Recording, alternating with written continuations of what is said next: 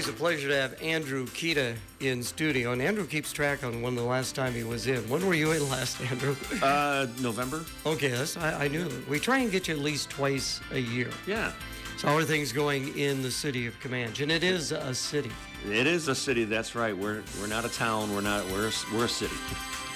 And things are going great over there. We've got a lot of positive things heading our way, and we're working on a lot of good stuff. We'll be doing some street work coming up here soon. Hopefully in the summer we'll do in front of the elementary school. I mean, we did a block right directly in front of the elementary school. The rest of that street will get paved this summer, so we won't be disrupting the pattern of traffic for the elementary school. And we'll be doing a few more long stretches of street probably early next year. And we'll keep moving forward with street improvement plans, and we're making progress on the new wells that we're getting drilled. We had an issue the other day with a loss of water pressure. It was a communications drop between the water tower and the well pump. So the water tower was dropping, but not telling the well pump to start pumping. So that resulted in a loss of water pressure. And we had to issue a boil order because you have to do that when you get pressure below such a level that requires boil order be issued, just on a precautionary measure. There was nothing wrong other than the pressure dropped. So we got. I did get a text from Justin Schaefer, supervisor of schools now, and superintendent of schools rather. And Justin's really good about getting information to me. Do you do much work with the schools at all as the city administrator, Andrew? Oh, sure. And Justin and I attend a lot of the same meetings together, and we've got a few projects coming up where I'm going to be putting in for a grant for more of the flashing yield pedestrian crosswalk placement things that we have down there. We're going to do a couple more over by the elementary school, and getting his support for that is important when we apply for the grant. So we work well together on those kinds of things. Looking forward to having him on the program on March 6th. And it seems like both the schools and the city may be looking at some budget issues, Andrew. We sure are. One of the biggest ones we're losing right now is the backfill. And it gets confusing when people talk about it. The backfill money was designated from the state to replace lost revenue for a property tax benefit they provided to commercial and industrial properties. So commercial and industrial properties are taxed at a certain level, and it's 90% of the value. Over a decade ago, the state decided to change that to have those commercial and industrial properties on their first $150,000 pay the residential percentage, which is like 46%. So when you tag on all of the commercial industrial properties in each city, it became a significant amount of money. And at the time, the cities were like, hey, we need that revenue. So the state said, don't worry about it, we'll backfill it. So when they made that change for the commercial industrial properties, that was called the rollback. And the backfill was the money the state was providing the cities to take care of that lost revenue. Well, they're removing that now. So now the tax benefit still stays for the commercial and industrial property owners. The money that the state was giving to us will disappear. So that's a fair amount of money for us, and we're going to have to make that up somehow. And we're going to work hard to do that. And we have some abilities in place to do those things. But, there's always, whenever they say there's a tax break, there's always some other effect on it. And, the state did, it was their intent at the legislature to lower income tax, and that's great for everybody. But part of that lowering the income tax means they have less money to send out, and one of the victims was the backfill that was helping cities that provided those tax breaks for commercial and industrial properties. Again, visiting with Andrew Kida of Camanche. Of course, we're here talking about Camanche, but is this an issue statewide to communities, no matter the size of the community? Absolutely. That's absolutely correct. Every community is going to feel that. And does it affect one part of the state more than another, or... Because it depends on how many commercial and industrial properties you have in your area. So it's definitely going to affect Clinton too. I would think so. I think their dollar amount was correct me if I'm wrong, Matt will. I think it's $600,000 or $700,000 of lost revenue. So they're going to have to make it up somehow. So how do you make that up? I mean, I would imagine you got to get creative. For us, the proposal will be to take the Public Works Director, who primarily works for water, sewer, and streets. All of his salary and benefits comes out of property taxes right now, and it shouldn't be that way, but it's been that way for a long time, and a lot of that had to do with the fact that Camanche has very low water and sewer rates. In 2010, the base water rate was $2.50 a month, so there wasn't any money to pay those that person who's in charge of those programs out of those proprietary funds because there wasn't enough money coming in. So if we shift him over to water, sewer, and road use revenues, then that alleviates that pressure, that loss of money, that loss of property tax money, or the backfill out of the general fund. So we can offset it that way. But on the other side of it now is we won't have enough money coming into water and sewer to cover those extra costs. So it may take some minor adjustments to the water and sewer rate. But in the overall picture, that I've done the research on it, the median base water rate per month for municipalities in the state of Iowa is $17.80. I think it's $17.84. Our monthly base rate is $8.34.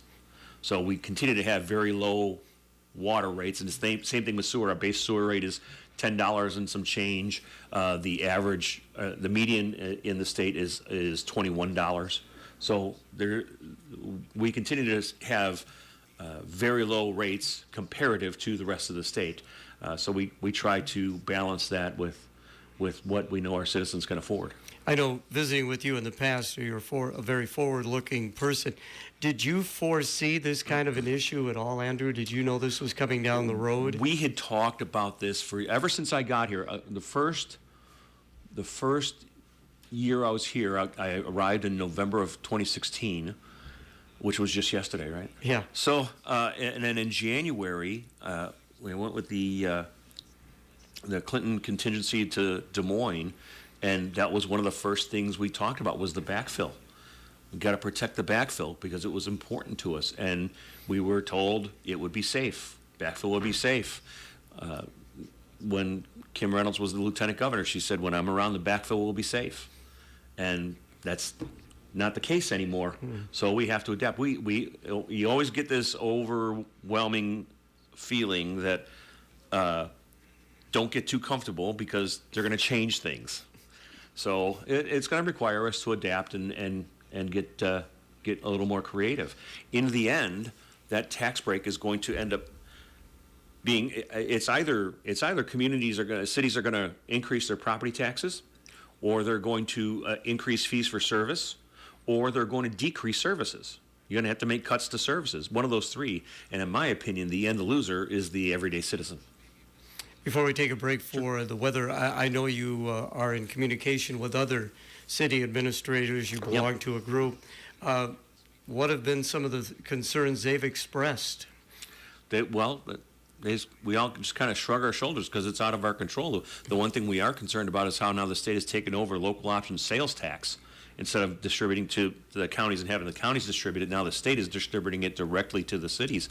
And part of that is that extra 1% that the cities and your communities voted to have, and we get a portion of that.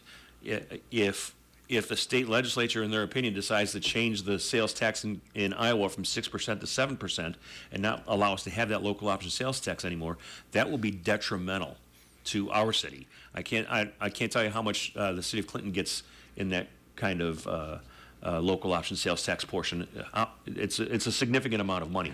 It would be absolutely devastating to the city of Camanche if they did something with that. Let's take a break for the weather. Our 1545 weather update brought to you by BillionAuto.com. A little bit more in the way of cloud cover, especially as our Thursday goes on, but still going to be warm and a little bit breezy too. We'll We'll see mostly cloudy skies, even a stray shower by later this afternoon as temperatures hit the low 50s. For tonight, cloudy and rain becoming likely as overnight lows will be in the upper 30s. With your Storm Track 8 weather impact forecast, I'm meteorologist Andrew Stutzky. 36 degrees now here at the tower, starting to get a little cloud cover out there. Our update brought to you by BillionAuto.com. So, you need a new vehicle.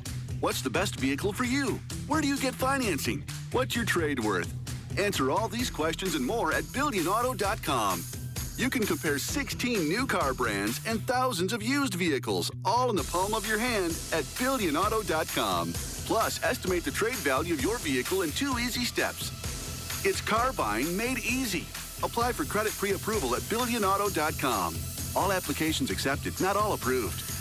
Again, Andrew Kida, City Administrator for Camanche, in studio for FY. Going to continue to the bottom of the hour. Well, Fairway is coming to Camanche. Now, you tempered my excitement a little bit. I thought it was going to be in 2025, but you say no. So we've entered into a memorandum of understanding with Fairway.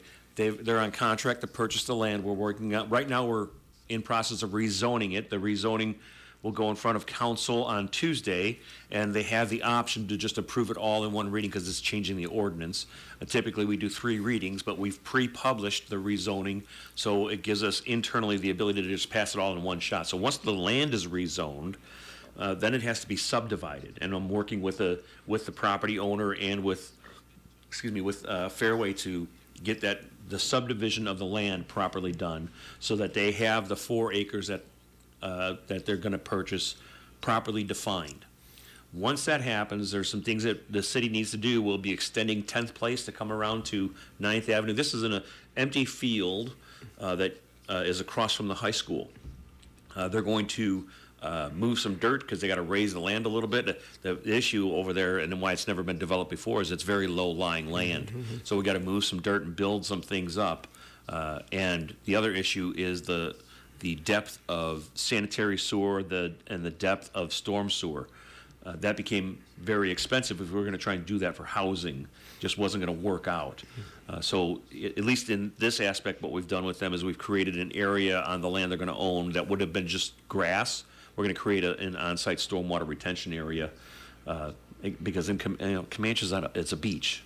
We got beachfront property there, and everything is sand. And as quickly as the rains come and gather water in certain areas, it goes away pretty quickly. Yeah. So we're working on it to help alleviate some of those costs. But we'll put in that 10th Place extension. We'll get some utilities running there. But I will say this. Fairway was so excited to come to Camanche that their build-outs were after 2028 is when they have a lot of things lined up for that. They moved us up in their schedule. So it takes a long time to get through the process legally with the city to get all this stuff done. That's where I come in and I help organize those things and make sure the meetings happen step by step the way they're supposed to. And then they've got to get their build all done. There's a lot of prep that needs to go onto the land. We got those utilities and things we got to work with. We're going to try and get those power lines on 9th Avenue buried so they're no longer in the way. They hang very low because it's low-lying land. So there's a lot of different things going on there. So that'll all take care of it. I got a question. Yeah, go ahead. So you probably knew about this long before it became public. Sure. Did you reach out to them? Did they reach out to you? We reached out to them. I reached out to a couple of grocery chains. They were the only ones who answered. And we really, really wanted to try and negotiate something with existing locations, and there just wasn't anything that fit their footprint. That's what people need to understand, too. They require X amount of square footage for the size of their store and the amount of parking that they need, and the amount of ability to get their delivery trucks in and out. And in our main business area, there just are no lots that size that accomplish that task for them.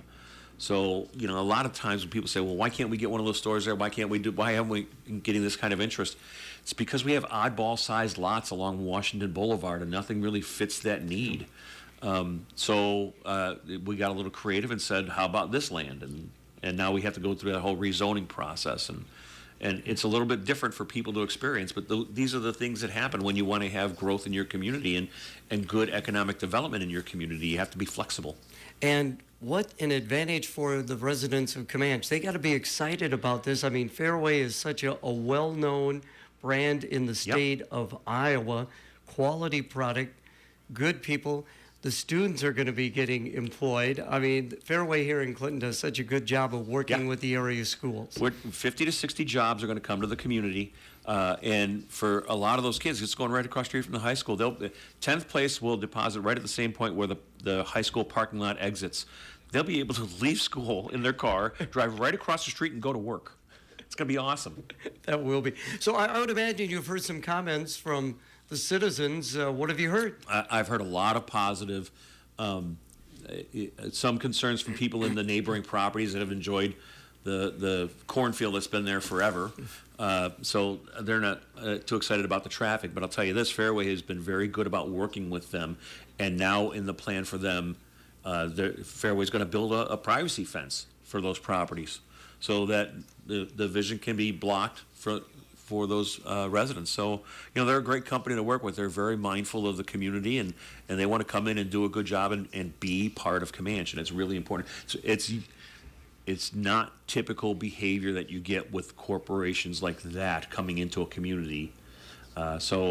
And it's important from our standpoint, too, that the city is invested and has some skin in the game as well. So we'll be using tax increment financing to help them out, and hopefully more will grow. The important thing I'll tell people is you can drive anywhere in the state of Iowa and find you a Fairway. And I challenge you to find a standalone Fairway where there's no other businesses popping up around it. I bet so. They are an anchor business. They will bring more business. And we'll start to have the things in Camanche where people say, why don't we have this?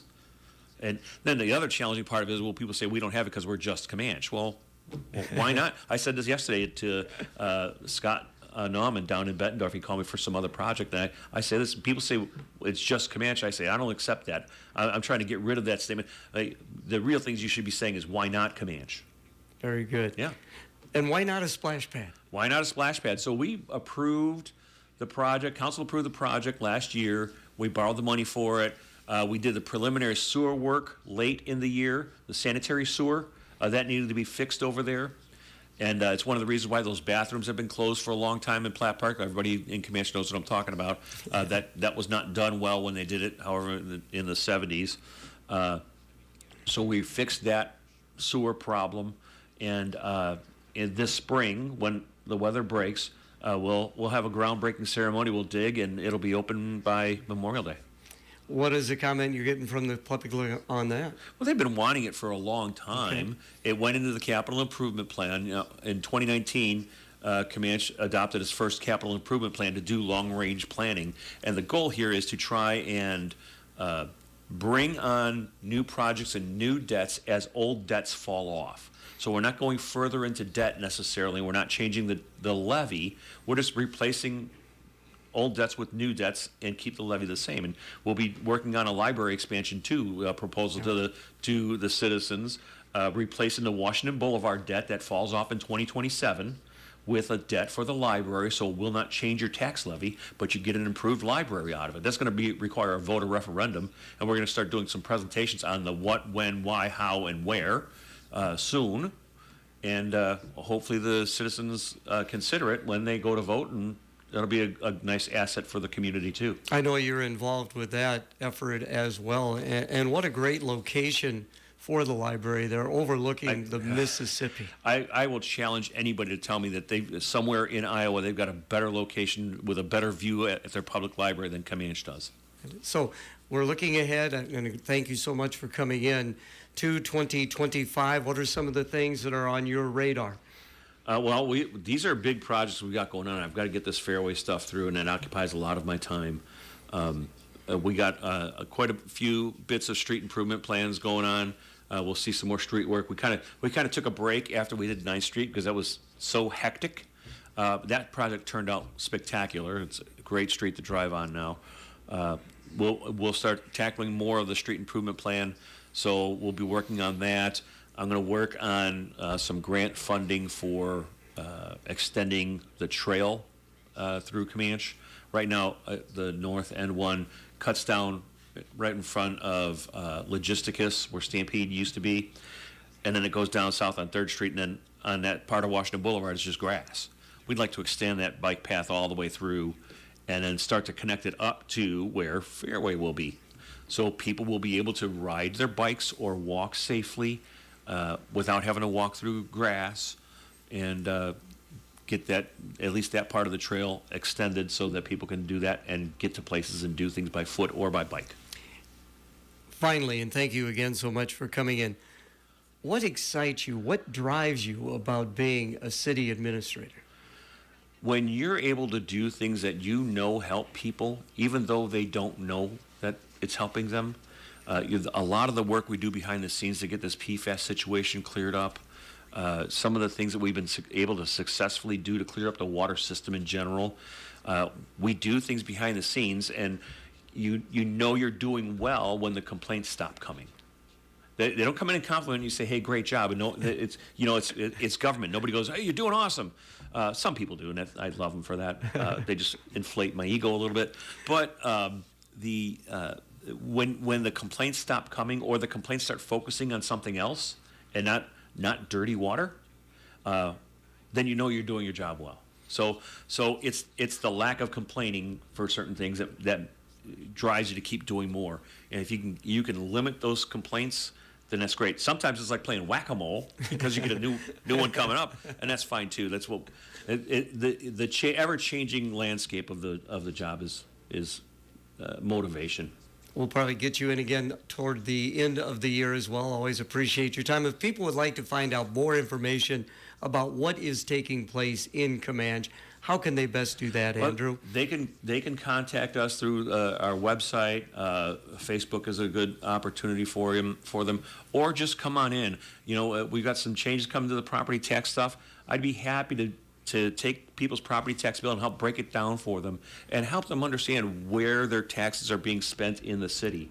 It's always a misconception that, I pay my property taxes, why aren't my streets fixed? Well, it comes from road use money. That's not your property taxes. There's different segments of that happen, and I get nerded out about it because it's interesting to me, and I'm happy to share it with people. Come on in to City Hall. Nerded out. That's very good. Andrew, thank you so much. Thank you.